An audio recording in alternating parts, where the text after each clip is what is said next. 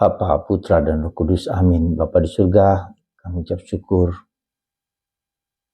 atas kehendak-Mu untuk menyelamatkan kami. Begitu dahsyat Engkau mencari kami, supaya kami selamat. Berkatilah kami ya Bapa untuk menjawab panggilan-Mu itu, supaya kami mengikuti Putra-Mu Yesus dengan lebih serius dan sungguh-sungguh lagi. Terpujilah nama-Mu kini dan sepanjang segala masa. Amin. Para saudara, bacaan Injil hari ini menyatakan Bapa mencari satu domba yang hilang dan 99 ditinggalkan hanya untuk mencari domba yang hilang. Begitu dahsyat, begitu kuat, begitu membaranya hatimu supaya setiap orang selamat bahagia. Apakah aku adalah domba yang hilang? Mungkin iya, mungkin tidak. Mungkin secara fisik aku mengikuti engkau. Secara lahiriah aku mengikuti engkau. Tapi apakah secara batinnya aku mendengarkan Tuhan? Aku membiarkan dia masuk dalam diriku dan mengubah hidupku. Mungkin itu pertanyaan yang lebih relevan bagi kita karena yang kita semua adalah orang Katolik yang berusaha untuk menjadi baik. Tetapi ketika kita merasa kekeringan, kekosongan, itu sebetulnya tanda bahwa Tuhan itu meminta kita lebih dalam, dan lebih dalam.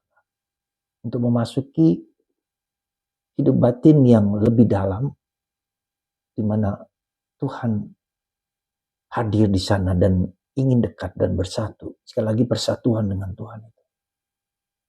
Ya, bukan hanya persatuan secara fisik, bukan hanya persatuan secara mental, bukan hanya persatuan secara spiritual bahkan. Jadi Tuhan terus mencari, memperdalam, menggerakkan dengan perasaan kosong, sepi, sedih, susah. Itu adalah tanda bahwa Tuhan kita ingin memasuki lebih dalam supaya batin kita yang diciptakan Tuhan hanya untuk Dia, itu juga adalah supaya kita bersatu dengan Dia. Itulah cara kita mengerti hidup rohani.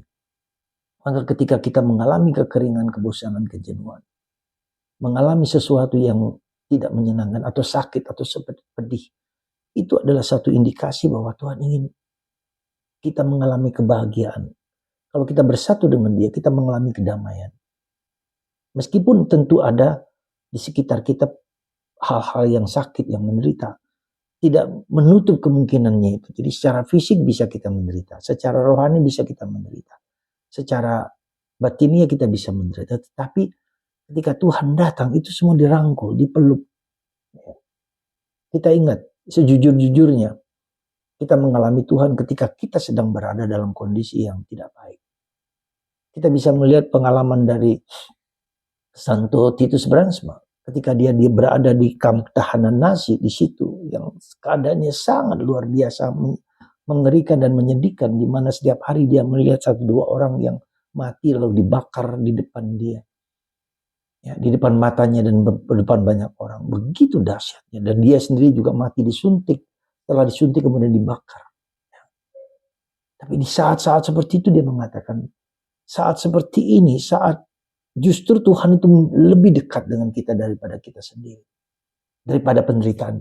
Jadi sulit sekali kita membayangkan di saat-saat seperti ini engkau lebih dekat dengan aku daripada diriku sendiri. Intimior intimo mio. Dan kita menyadarinya.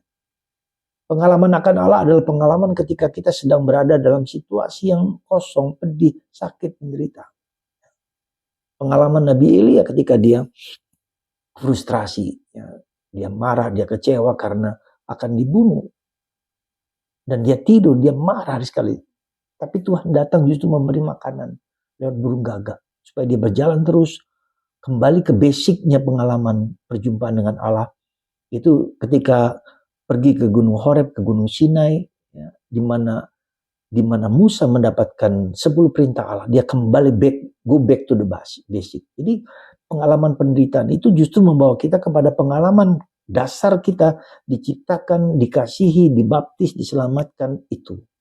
Bahwa Tuhan tidak pernah meninggalkan kita, dan pengalaman akan Allah tidak dalam bentuk badai, tidak dalam bentuk eh, gunung meletus, tapi justru dalam angin sepoi-sepoi basah, dalam kesunyian, dalam keheningan batin.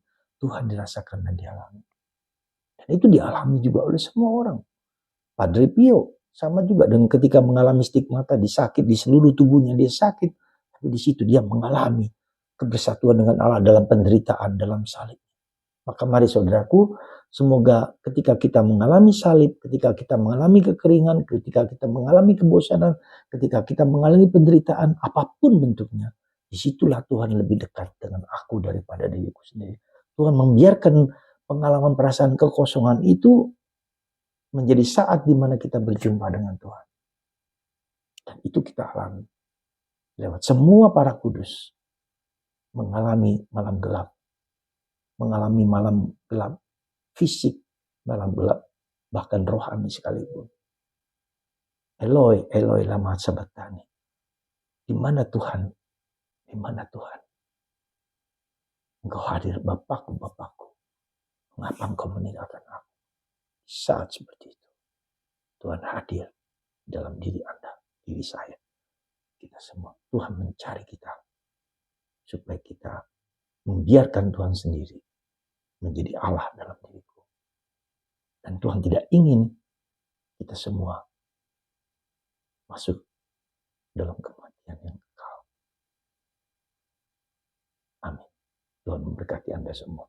Bapa, Putra,